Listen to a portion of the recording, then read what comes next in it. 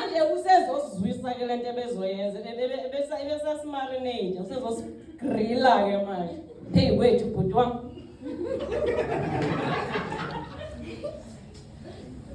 Indlela ibuzwa baseke bayihamba. Indlela ibuzwa kulabo aseke bayihamba. Ongangezulu lwemthamo. Sinambithe kwaNgqondonkulu sichoboshiye sabelana ukushiyelana ulwazi okukhomba amadlelo. Kubiza ukuncenca ingqopha.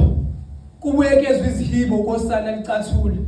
Nakuyothi lingasilahla kunina libanje seleqa amabhula. Okubhlungu lishayisana nemfundiso. Abayiqhiza iqakala nokuba beyisinga ibhongela emswaneni.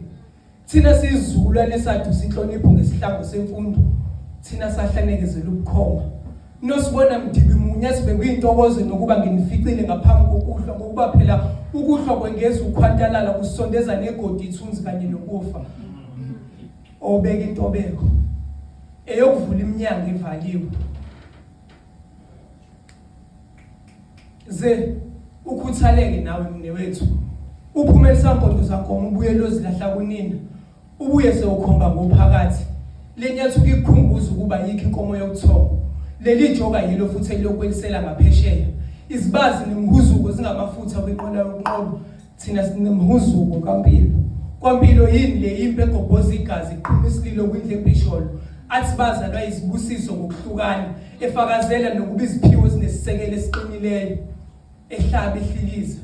Ethi le nsimbi igotshiswa ngokufaka emlilweni. Ekhuze ebiza. Uthi Hey Sambo.